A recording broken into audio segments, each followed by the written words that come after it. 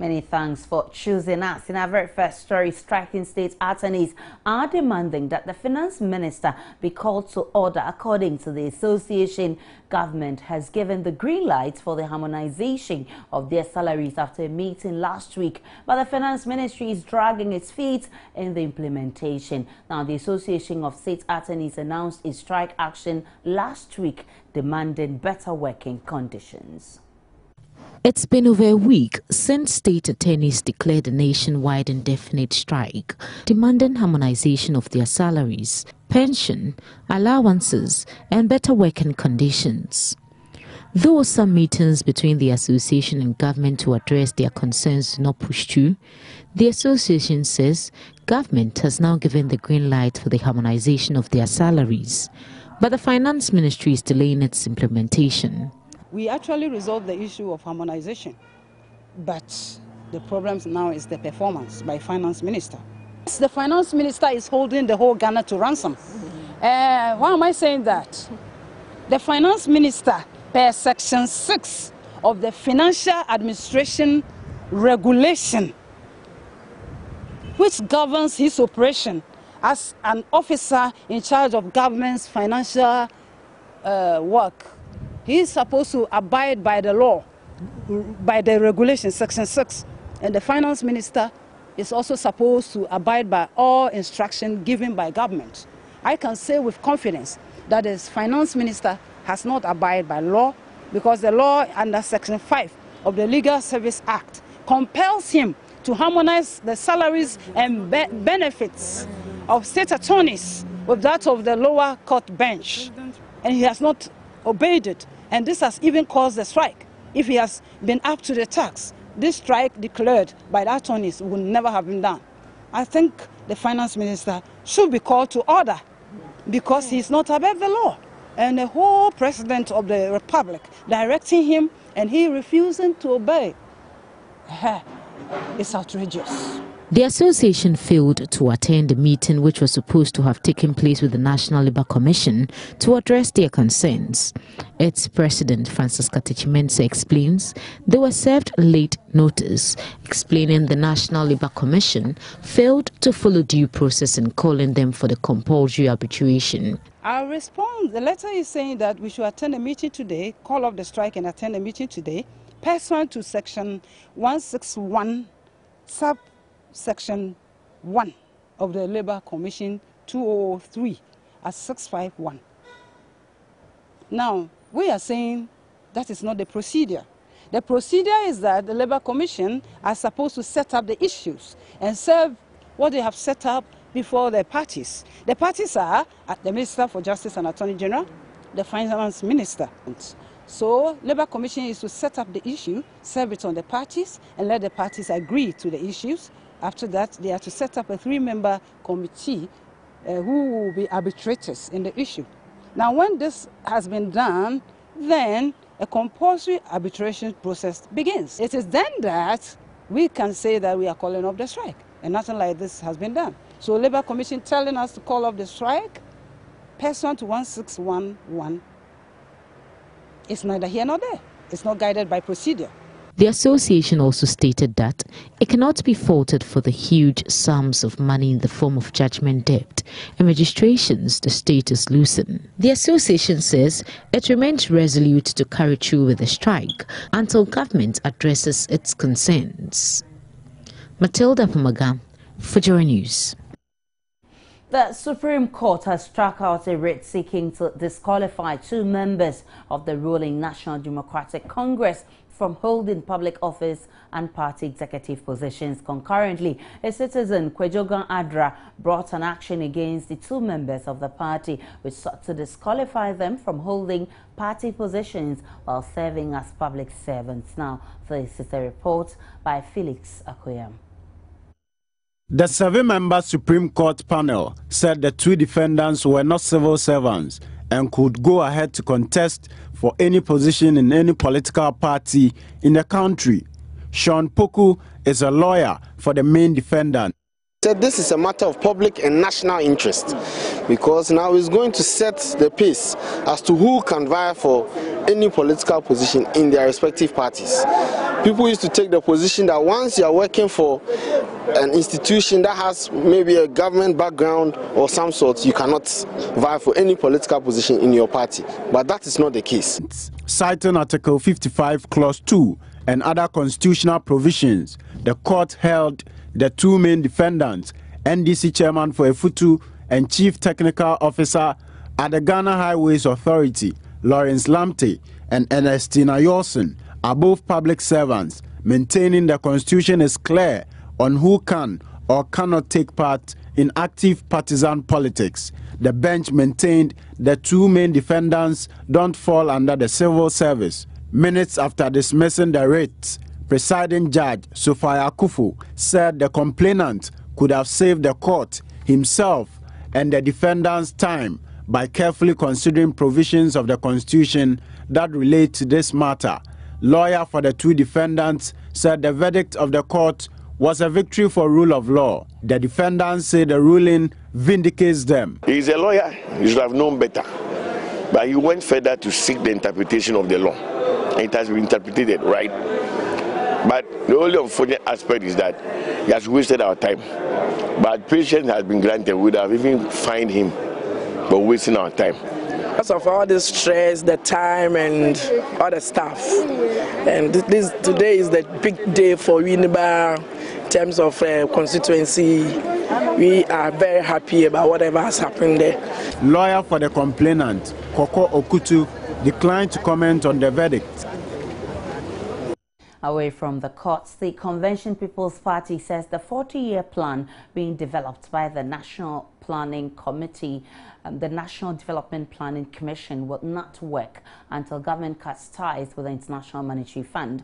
Now, the Commission has begun consultations with the various political parties to solicit their input into the document, which it says will help shape Ghana's future for the better. Joseph Opoku-Gakpo sat through a meeting between officials of the Commission and the CPP and has filed this report.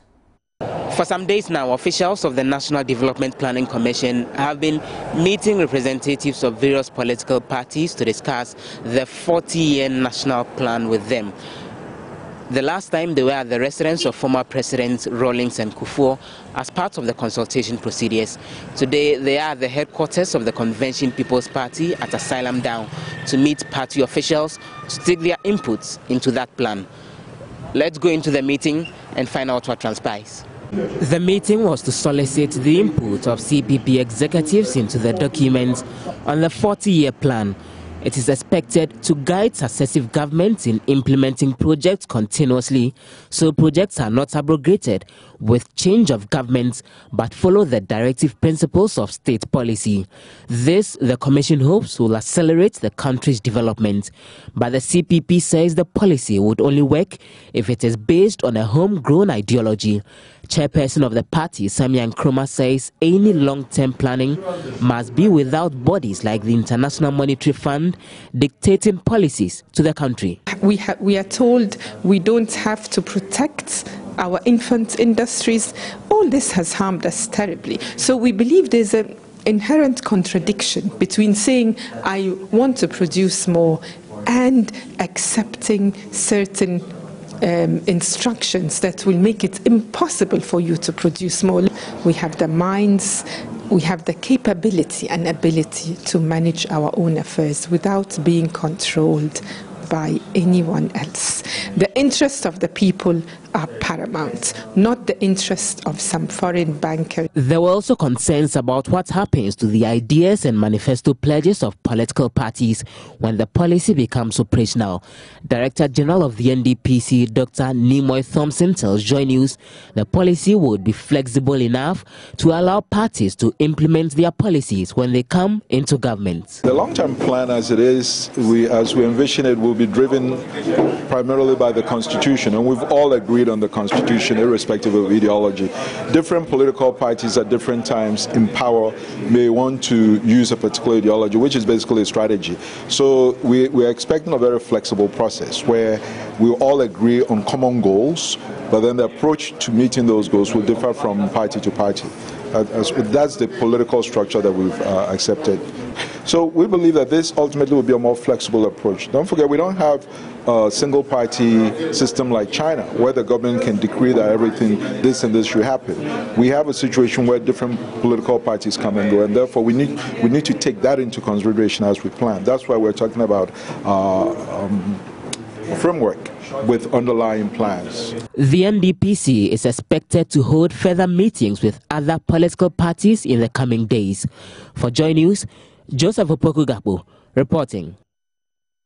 In Parliament, on the 31st of October 2012, Parliament approved a loan agreement between Ghana, Exim Bank USA and Standard Chartered Bank Ghana, an amount of $663 million for the construction of the Accra Sanitary Sewer and Storm Drainage Project, which has been termed the Conti Project. Now, the project has stalled, and this has been partly blamed for the June 3 twin disasters. In his response to a question by the Member of Parliament for Ekuapim South, Obi Amwa, on the state of the project, the Deputy Minister for Local Government and Rural Development asked for time to furnish the House with the information. Can the Minister tell this House why the project has stalled after the President cut the sword in January 2013, when the project will commence, and what percentage of the works has been carried out so far? In this situation, Mr. Speaker, I will plead that we are given the opportunity to confer with our colleague ministers of water resources, works and housing in order to have the required answer to the benefit of this House. Thank you. Your next. The Speaker then gave the Minister a week within which he must provide the information. Right, Honourable Speaker, it will be difficult for me to stand here and say, because I don't know the work schedule of the Minister of Water Resources, Works and Housing. So I will have to confer with him. I will give you 23rd. 23rd? Yes, of this month. Thank you very much, Right Honourable Speaker. Yes, 23rd of this month.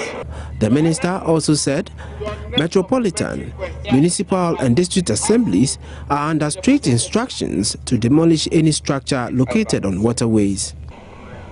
Mr. Speaker, in addressing these challenges, the Ministry has directed all MMDAs to take necessary steps to remove unauthorized structures on waterways that impede the smooth flow of storm water to reduce the incidence of flooding.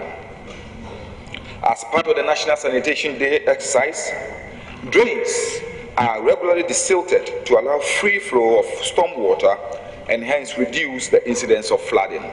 The Minister for Power was also in the House to respond to questions from Member of Parliament for Tolong, Wahab Mumbai Suyini, and Member of Parliament for Ejura-Seche Odumase, Mohamed Salisu Bamba, to give update on the National Electrification Project. Still in Parliament, the Deputy Minister for Local Government and Rural Development has rendered an unqualified apology to the Speaker and members of Parliament for the Ministry's failure to honour its invitation to respond to questions relating to his ministry on Tuesday. Nilante van der Poy says the Ministry's action was not intended to disrespect Parliament. The Ministry has failed on 3 occasions to honour invitations by the House. Right Honourable Speaker, before I proceed to answer the question, I will crave your indulgence to apologize to the House for our inability to respond to the call yesterday. I will plead that it wasn't intentional. We were caught up in a circumstance that made it almost impossible for us to be here. I tried my best to be here. I arrived just a few seconds late when the House was adjourned. I promise the House and your good self that it shall never happen again. Thank you very much. On behalf of the House, we've accepted the apology, but that should be the conduct of the Ministry towards this House should be the first and the last. I hope it will not happen again. But on behalf of the House, we've accepted the apology.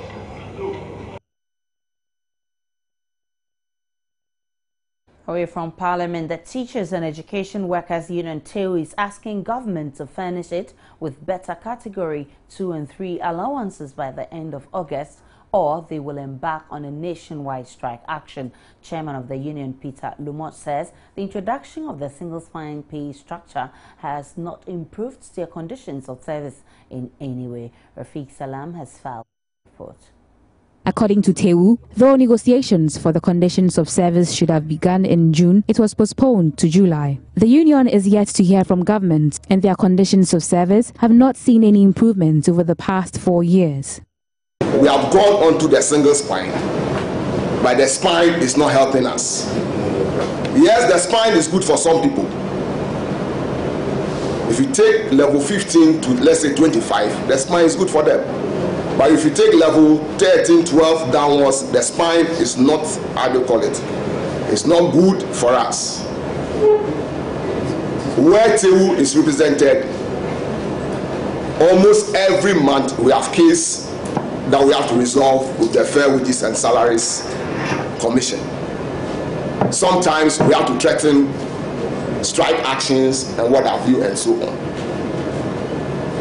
Why? Because when the single spine came, the first people to be paid were the police service. And we all heard the noise that was made in this country. People said it was good. We would take sacks to go and take our pay. But unfortunately, when we went on it, our wallet cannot even carry what we take home. Recently, government of Fair Wages announced that by the end of June, we should negotiate category 2 and 3. That is the conditions of service. When June was coming, government have to shift the goalpost and now said it's July. You all remember recently when the doctors declared their intention that if by June ending they don't negotiate conditions of service, they were going to resign and block. I don't know whether because they were doctors. Government quickly ran and they were signing documents and taking pictures and making all sorts of noises. Just because, as for the doctors, they threaten. We in education, during these conferences, must also resolve and tell government that we are also thinking of advising ourselves if by the close of August we don't negotiate our conditions of service, which include category 2 and 3 allowances. We must also tell government something. Representative of the Ghana National Association of Teachers, NAT, Saka Adams, asked for a merger of teacher unions to help them in their fight for better working conditions. Let's fight for a common goal. What is that common goal? Let's harmonize our policies. So that anytime we are going on strike, they will also on strike. It will form a formidable force. But when we are going on strike and TEU is there, government will not feel the impact. So let's harmonize our policies. If we are fighting for car allowance, how many are we having car allowance here? We're still live on Joy News Prime. We'll be back in a jiffy.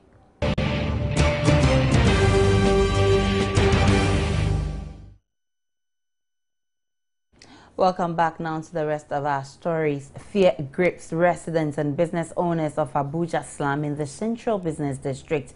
This follows a fire outbreak in the area on Tuesday evening. The fire, which burnt and killed a 9-month-old girl, also burnt properties worth thousands of Ghana cedis in the slum. Joy News' Latif Idris was at the scene early today and reports some residents already moving out of the area, fearing demolition exercise is imminent following an announcement that residents should not rebuild at the scene of the fire. Over 40 cubicles have been burnt. Properties worth, according to residents, millions of Ghana cedis have also been burnt, all to last night's fire outbreak here at Abuja. And the whole incident started right here in this cubicle. And you can still see some of the remains in this room.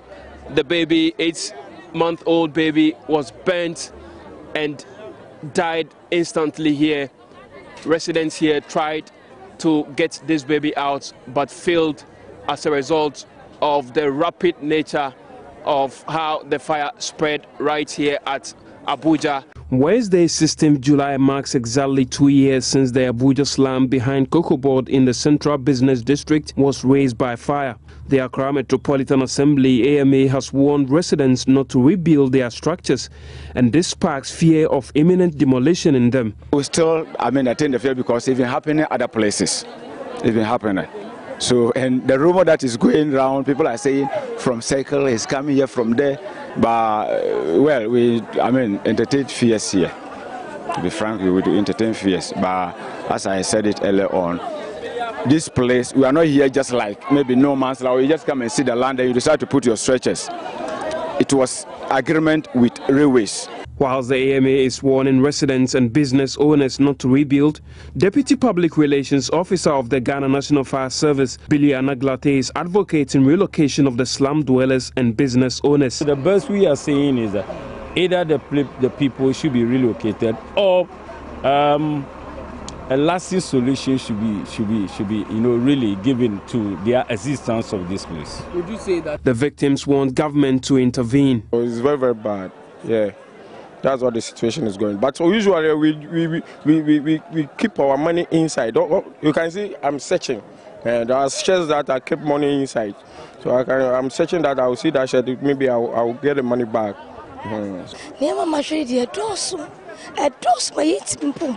So many things got bent. I can't even quantify them. About 40 bills, each cost 25 million. It's a whole lot, excluding machines and the daily sales we had made.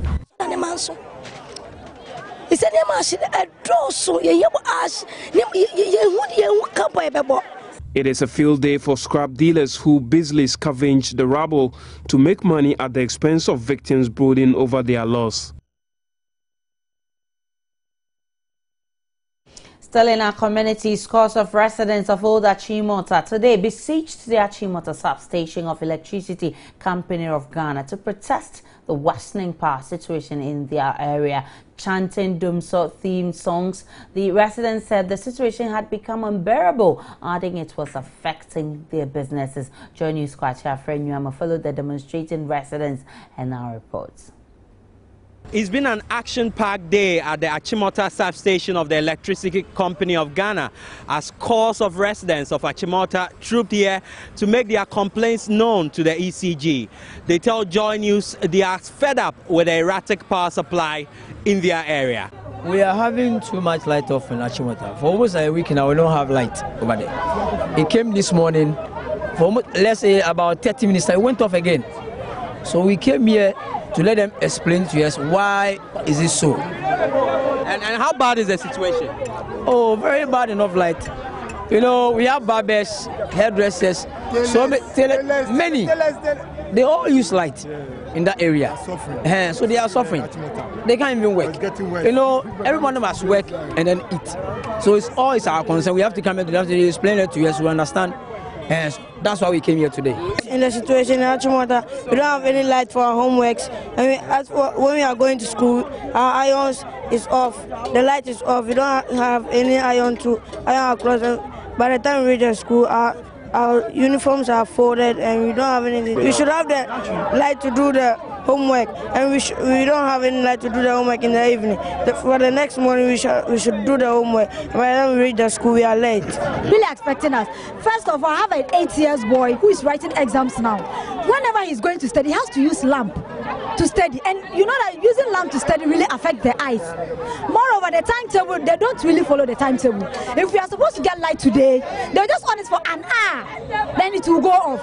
We don't know if we are not part of Achimota. They just let us know, or if there is something that they want us to do, we really do it, because the big transformer is on our land. If they won't give us the light, we will know what we do with the transformer. Either we burn it or we lock it up.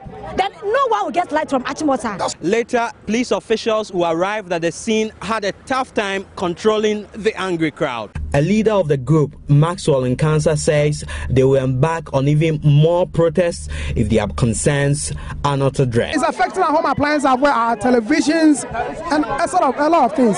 So what we are saying to the ECG is that they should try as much as possible. We know it's a general problem, but they should at least, sometimes the communication gap too is very bad. We have told them and we have made it emphatic that if they don't solve the problem by today, we are going to come back, and the number is going to be multitude.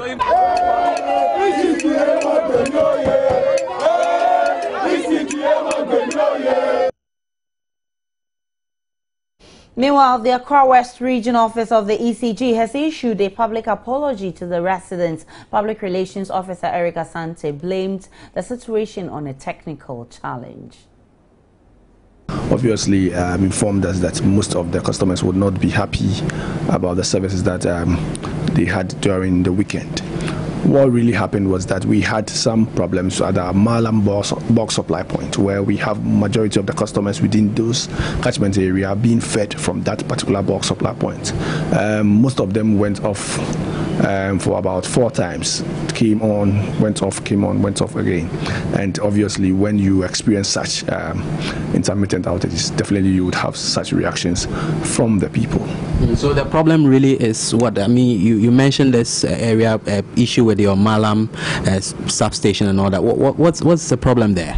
Yes, what happened was that we had some of the transformers there having some problems, and obviously when you have a problem with a transformer, definitely you have customers on that particular substation or primary substation going off. We are very sorry. We accept blame. We are the face of electricity in this country, and when customers don't experience the quality of supply, they have to. We are the point of call. We are the people to be blamed for. Although there are other factors that account for this situation that we find ourselves, but we want to tell our customers within that area that we are sorry. We are trying as much as possible to solve the problem, and very soon I think power will restore to those areas. And residents of Kumasi will also have to brace themselves for some uncertainties as far as power supply is concerned. This is because the Electricity Company of Ghana in the Ashanti region says it will be difficult to draw up and stick to a load shedding timetable. As of today, Wednesday, for instance, the ECG had only 50 megawatts of power to distribute. This amount represents 25% of what is needed to supply the metropolis. In effect, the power distributor says it will only supply to essential installations until it has enough power to supply. Erasmus Bedu, who speaks for the Ashanti region ECG, said although system failures that led to pitch black darkness in Kumasi has been dealt with, he cannot assure there will be enough power for all. He was speaking on the polls. The Ghana Water and Sewage, so that they can pump about 24 to 30 million gallons of water for the citizens in Kumasi and its environs. And then also we'll give to Kompanochi Hospital so that patients and all those who need health care at that place can also have power to do it. So we give to the regional minister's place, we give to the military area, and then the police administration, and such other places. And that alone would consume the 25%, which is what you tell us. And so, those in effect, will get the remainder of these areas. I mean, it could be anybody. It could be in a group A or group B, group C, or group. We have 6 groups. So the remainder we will give to one group. Another time we'll change. So that is how that's how the distribution is being done. And so then it brings me back to my question. If I'm a domestic user in Kumasi, how long should I expect my power to go off? 24 hours, 72 hours, for a whole week? How do I know how to plan my life? My sister, it is a very difficult situation. And there's no way I can tell you that we are going to give you 24 off, 12 hours on the next day. Because the situation in which we find ourselves now makes it very difficult for us to come up with any of such predictions. Yesterday we had 75 megawatts of power. Today we have 50. So what prediction or what realistic program can we announce?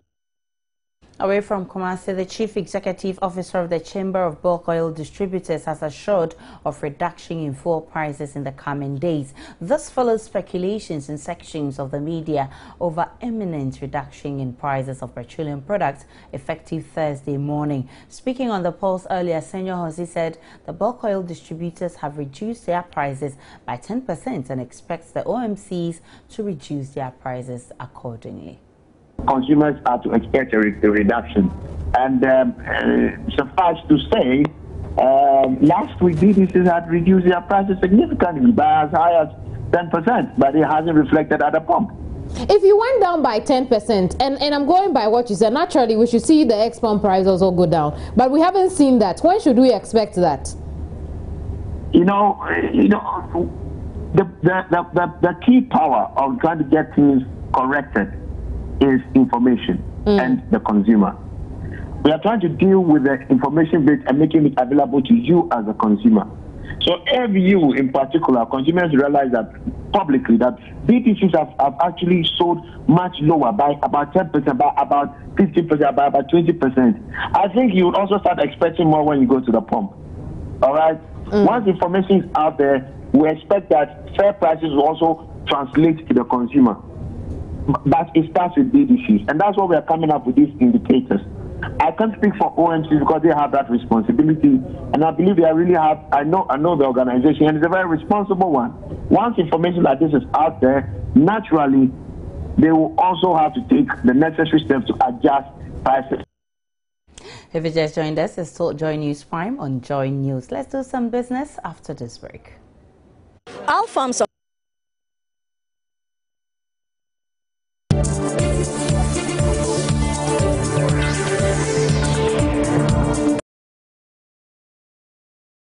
It's now time to get you updated in the world of business. My name is Abigail Adomakoinchi. Let's start with something on the Monetary Policy Committee, and the Bank of Ghana has maintained the policy rate at 22%. Governor of the Central Bank, Dr. Kofi Wampa, mentioned tight monetary policy stance, continuing fiscal consolidation, and the recent recovery of the cedi as underlying reasons for maintaining the rate.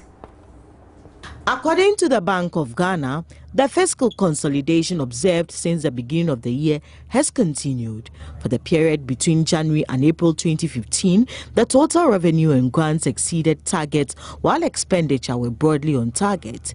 These developments, according to Governor of the Central Bank, Dr. Kofi Wampa, resulted in a fiscal deficit of 2% of GDP within the program target of 2.6% GDP. Of course, we would continue to have a tight monetary policy stance, but that will also would also take into account any developments during the period. Because our main target is bringing down the inflation rate. If we think that the current stance is not going to achieve that or will not deliver that lower inflation rate, then of course we would even tighten further. But if it is clear that yes, the current stance is working, then we would consider otherwise. So it depends upon developments in the market. Dr. Wampa also announced that the country's debt to GDP ratio has increased by 1%, currently standing at 67.1%. If you look at what is happening to the fiscal, we are estimating under the IMF program, of course, we've estimated that there will be further fiscal improvements. I think the 2017 target deficit is below 4%. So if we have a period where that is, first the debt to GDP ratio will start declining, and then we will see that stability. Inflation will come down, and that stability will be there. People will believe that whatever money they have in cedis will not lose value over the period. So that demand for foreign currency will be reduced. He also announced the central bank will, in the next few weeks, among other initiatives, merge the monetary policy rate with the reverse repo rate within the next 30 days. The merger of the rates would be immediately followed by the introduction of a 7-day reverse repo instrument in the money market to offer more flexibility in the liquidity management of banks. Meanwhile, Governor of the Bank of Ghana, Dr. Henry Kofi Wampa, has downplayed suggestions that the $20 million injection daily into the economy to resuscitate the cedi is unsustainable. He argues the central bank is on course to recovering the cedi. When you say you are putting 20 million, it doesn't mean that every day you are putting 20 million, because sometimes the market cannot take it. But there are occasions where if the demand is there, we even sell more, about 50 million. If you look at in the past, we've been doing that. But the question of why do you wait until this time? We didn't wait until this time. I believe that part of the problem is also the many currency experts we suddenly have in the economy, because we have seasonalities. If you look at even from much earlier, every quarter, first quarter of the year, is a year that the cedi depreciates. Because of the seasonality, first, demand is higher at that time of the period, because people are paying for things they imported for the Christmas and so on. And their supply is also lower, because that is when we have the least inflows. So the gap, the demand gap is higher during that period. Let's see how those measures work. We hope that the cedi continues to appreciate. Away from the Bank of Ghana to inflation, the inflation rate for the month of June is hitting 17.1%. The figure is 0.2 percentage points higher than the figure recorded for May. Government statistician Dr. Philomena Nyako says the figure is largely due to the 25.5% inflation rate recorded by the transport sector. For non-food inflation rates, the main drivers were transport 25.5%, housing, water, electricity, gas and other fuels 24.8%, education 24.6%, and clothing and footwear 24.3%.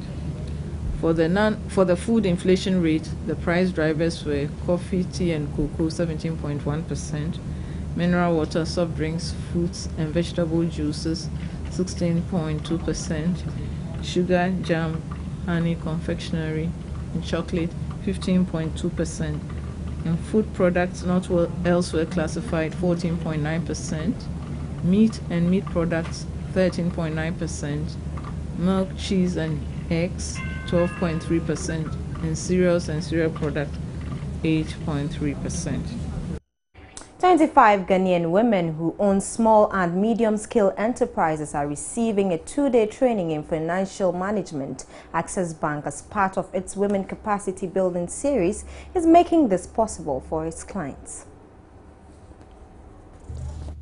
According to Access Bank, the initiative, which started a year ago, was born from the recognition the critical role played by small and medium-scale enterprise in transforming the country's economy.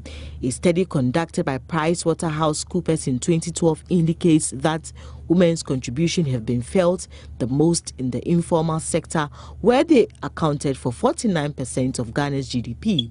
Head of Business Banking at Access Bank, Fosuhini Champon, says the bank intends to use women in the SME sector to grow the economy. We found out that a lot of our SME customers, when it comes to financial skills, they have a problem there. Record keeping, they spend the money anyhow. They think that the business is theirs and that they are not able to detach themselves from the businesses. So even when they even pick up facilities from banks and the rest, they are not able to manage it very well. So that financial indiscipline is what we have identified to try and find the solutions to, so that in our relationship with our women in business, even if we're going to support them, then we know that even whatever that we're able to give out, they're able to manage it very well. Managing Director of FC Group of Companies, Grace Amelbing, charged participants to take advantage of the opportunities offered by the workshop. The 2-day workshop is a collaboration between Access Bank and International Finance Corporation. As always, a pleasure bringing you business news. My name is Abigail Adumakoinchi. Sports is up next to stay on.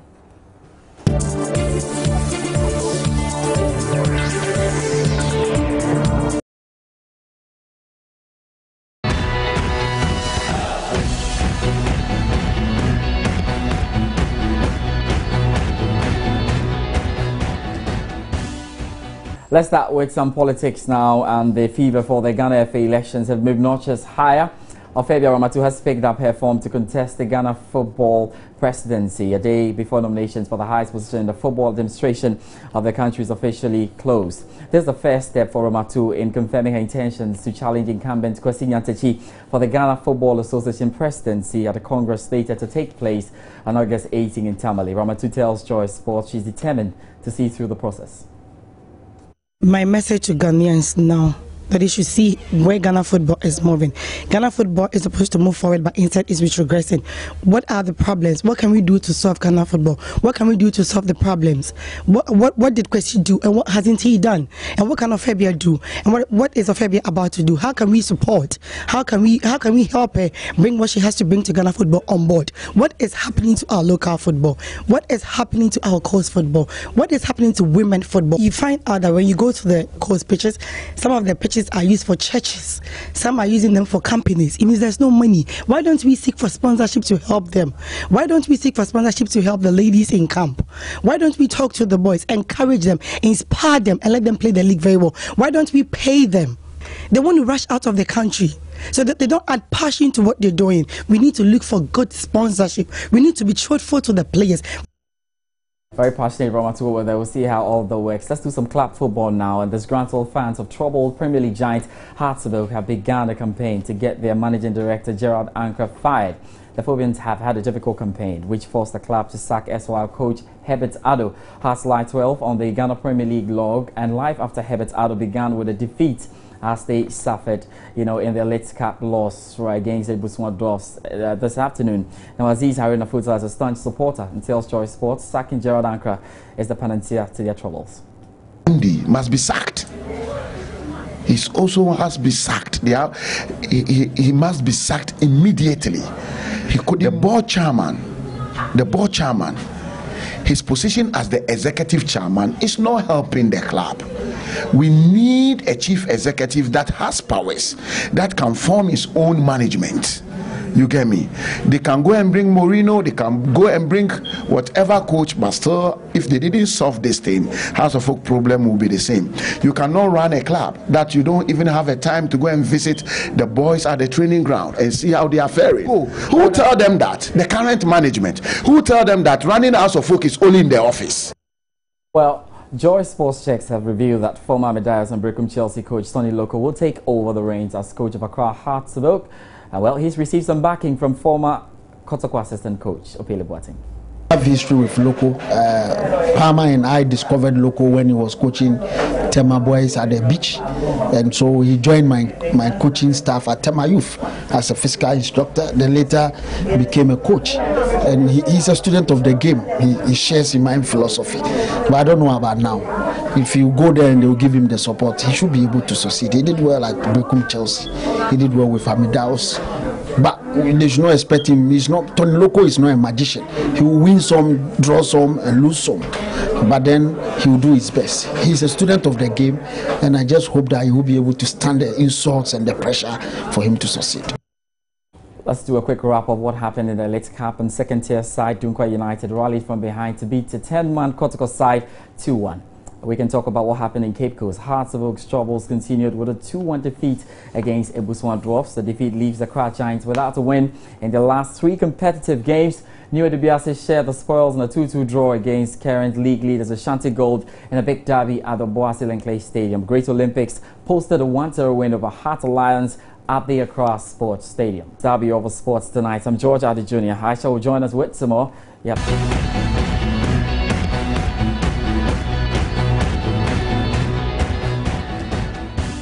Finally, the second lady has been in the news all day for an awkward reason. Matilda Emita Arthur was disappointed at the headmistress of the Kukuruntumi Presbyterian Basic School for making an appeal for writing chalk and other teaching materials needed for effective teaching and learning. The headmistress, Juliana Oteng, made the appeal when the wife of the vice president presented computers and accessories to the school. So, electricity. If you are you know, you prefer, you try and start our computer. And for learning 93 cost 4. Normal for the computer. If you is different, you say I said, you know, computer, school uniform. So, the absence of electricity in this area has made the learning of ICT extremely difficult. We are therefore appealing to the government to provide us with computers, uniforms, chalks, and notebooks for teachers, since these materials are woefully inadequate in this school.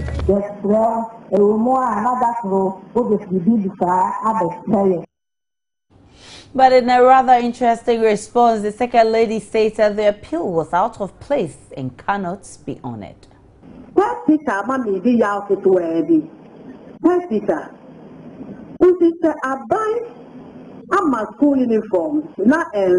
am disappointed in the headmistress. So if government has provided school uniforms and they are not enough, can't you find ways of adding up to the stock? What the yapa say? Talk so who is that me? Men will talk. Men will talk and men will talk. I will not provide your school with chalk today, and I will not provide it tomorrow. The Parent Teacher Association can go and get a chalk. On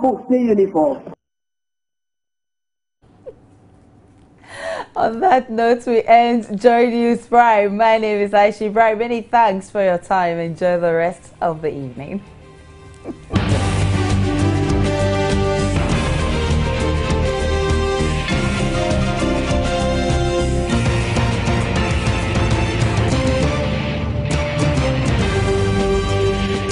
This is Joy News Prime.